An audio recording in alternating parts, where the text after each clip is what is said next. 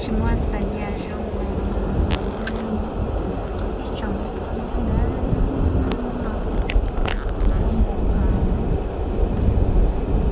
tôi phải chạy home án vẫn đó chẳng tôi đi sâu thay là tôi chọn về là cái chạy ra thay chọn cái nó chạy ra nó shop của nó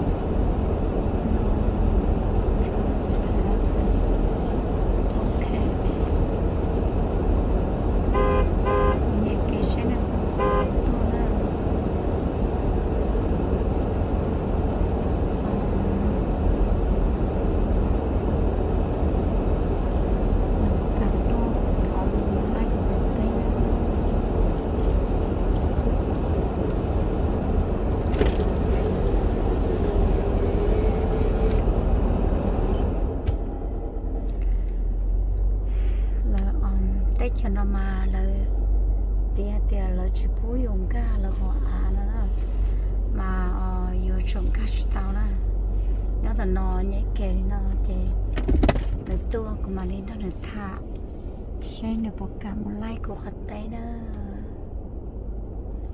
thọ lúc tôi tế bác còn được cả một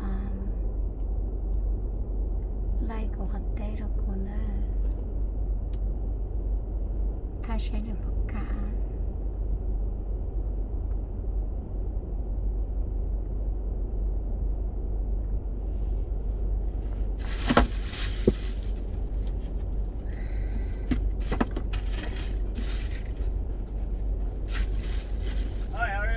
I'm okay. Hi.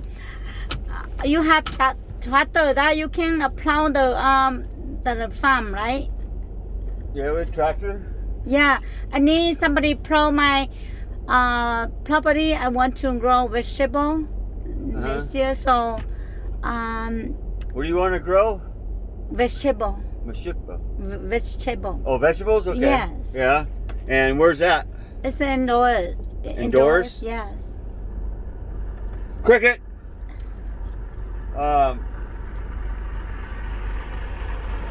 Okay. How much property? 2.5. 2.5 acres. Yes. So sort of about like that size of this piece right here in front of the house. Bigger than that. Bigger than that? Yeah, it's Yeah. 2.5 is bigger than that. And you want it plowed? Yeah, I want to plow. So right now it's good to plow because it's not too much dusty. Right. So it's good for the neighbor. And I want Well, we don't have a plow now. I have a disc. yeah, it's okay if you can do it for me because there's still some shade, you know shade, right? K shoulder? Yeah. Yeah. So I need to take that out and We're at indoors. you know on the corner of Matthew. You know Matthew? Matthews, yeah. Yeah, Matthew and Viagrus. Okay. Yeah, on the Corner of Matthew and what was the other one? Viagrus. Viagrus. Yeah. So it's very close to the stop sign. You know? Close to the stop sign? Yes. First left? On the you go this Go up Matthews, take first left? Yeah. So, okay. No, go Matthew, yeah, and you to the stop sign, right? Yeah. And make a right turn. Right. And then you go at the first right, the first left. First left? Okay. Yeah, and it's on the right side on Okay, Matthew. right there. Yeah. There's a well there. Huh? There's a well there, ain't there? Yeah. Yeah, okay. That's why I drill the well because I need water to right, sure. to do the farm. Right. I don't know what I have to charge you quite a bit because it's so little of a piece. We usually don't do nothing so little. It's not that little, honey. It's If it's that, it's more than this. It's Yeah. more than more than that. Okay. no more than that, honey. Okay. Yeah. So And you want it done now, huh? yeah, it's 2.5. So I want you to do 2 acres. Right. So Well, that's about 2 acres. This whole piece right here. really, Yeah. it's too small. My property is more than that. Right. Okay. It's bigger than like that. a rectangle. It's like Yeah. it's like rectangle. All right. I might be able to come over today. Sure. Okay. I like to show you, honey. Okay. You'll To be see- around. Yeah. You want me to drive over without a tractor first, or what? I want you to do. You want me to do it? Yeah, but you wanna Look at it first. You think? look at it? You want me to look at it first? Yeah, I wanted to tell you. I can tell you there. You want? No, that's all right. I'll come over that way. Now we're busy right back here with some trees and getting out of the field. But I'm about done with that. We're getting too muddy out there, and I don't know. Your place might be. No, mine is not muddy. Not muddy. Mine is it's very Sandy. it's very sunny. Okay. So it's dry. It's good to plow. It's not dusty. You know. Okay. It's not dusty. Right. Now it's a good time to do it. Okay. All right. Well, I'll come over and look at it here. You're gonna be around? Yeah, I'm around today. Okay. So You live. I live indoor. I rented a house. I live there for 6 years now. Yeah, I live in 2014. I live indoor. Okay. So I need to do. I had the well, and I need to do farmer this year. Okay. So how do I get a hold of you? I just or Yeah, I give you my phone, brother. Here, type this into your phone. You know how to text? Yeah. No? I call you and you text to me. I'll give you a phone number. You can call me here. Oh, okay. 541. Oh, 541. Yeah. Okay. 891. 8644.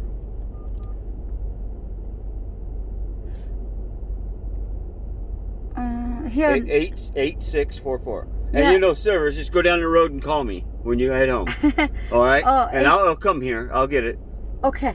And I'll come and I'll call you. Then I'll call you when I come to town here in a little bit. Yeah, I'm waiting for you. Okay. And you come look at to see. Yes. You can tell me. I'll come look at it. Thank I'll be driving a blue truck. Yeah. Okay. Blue truck. Thank you very much. You bet. All right. What's your name?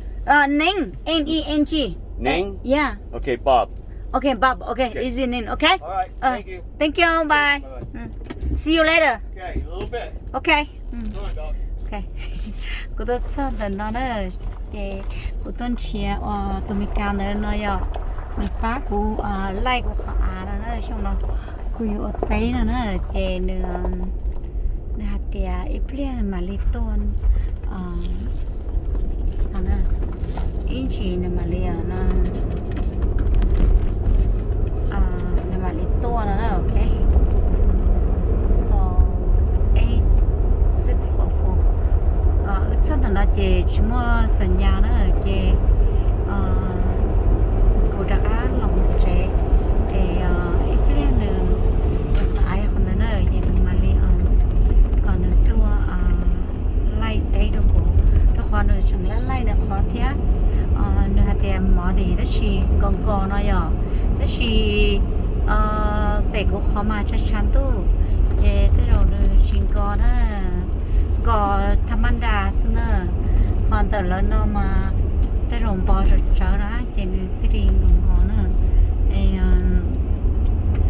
của cho nên thay sai của trả cá lò lửa của ta máy của thay thầu của tua nè để cho nó của trả cá thay tàu của khai rồi để thay rồi nên sai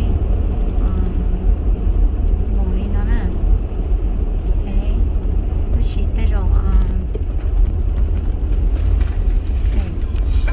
kiện khẩu rau rồi kiện khẩu rau rồi cô mong thế cô tuần chia và lỡ một lai tế nữa mà cô chia chỉ tao đi đó thì cô tuần chân là nói thì cũng chỉ tụi mình cả nữa chẳng lá lai nữa có tế nữa đó thì nữa tứ tờ lọt trong sổ cho cái nó lỡ thì nữa tứ lai ta lỡ thì nữa cô còn nữa một lai của họ nữa cũng mấy cái tế ở phải chỉ để cô yêu còn nữa lại li ở ấy cơ ấy cô yêu một tế trong đó nữa lâu là nhớ chỉ tàu quá thấu nè yêu ba cô bu thế cô yêu lời à vậy là cứ nè ấy là nó mua tế ta li cô hay đâu cô bu thế có lâu là chắc cứ em mà lấy cứ xứ em cũng bu hạt tiền nhớ chỉ tàu mà nếu như cứ tali từ món tu từ sa chạy bù lò nữa sợ là chết chế sợ là ô hao lử mà nữa cứ chẳng qua nữa cho mình xé tôn cho nó em nữa nên nó cứ em nữa muốn đặt té chế thầu nữa tu nó chế nữa cụ chỉ hạt tiền nữa bài trắng nữa bài chỉ chớ nó nhở nữa mà ấy cho chỉ chớ là té chế trắng muốn được lập té chế nên nó nữa lo chế nữa kia đi tua mòn tàu lửa xứ đó nữa chế nữa chỉ mỏ đi nó cụ bút thế của dân ngờ nữa ấy thôi nên sẽ rong ta kia nữa cô giờ lo cô giờ tôi là cô giờ mà cô giờ nhớ rồi lâu rồi nè cô giờ mà cô giờ qua giờ trong xa nó cô giờ là lâu thật sự là thế thì cô giờ giờ tôi thì cô giờ dân chỉ muốn nâng bỏ đi và có thể nâng mót trở trở xí mà thì mình đợi nửa bự kề nửa để nó cô nhà lớn cô chỉ là nó là chè nửa thứ tôi là nó cô giờ mà nữa bao giờ thì ba lần rõ gì thầu là chỉ lo chơi cha chín nó cũng có ba là chơi là mua sai chơi cũng có tứ nó tứ sợ cái mua nó thổ tứ là chơi thằng đó cũng chẳng mấy ai hàng nó thầu cũng có mua đó cũng chẳng mấy ai hàng liền dùng cho liền bộ sữa thế cho lấy lông sư thế rồi chúng mua li tàu cứ lo chơi chỉ trâu xong nữa nó khó của nhà nhập có yêu tàu bé mà của nhà nhập có mua bé lâu lên nữa chơi cũng là tụi nó chơi sao là do bé lên nữa thằng lớn chơi yêu chúng mới xây xong sao xa trâu xong tới tới nữa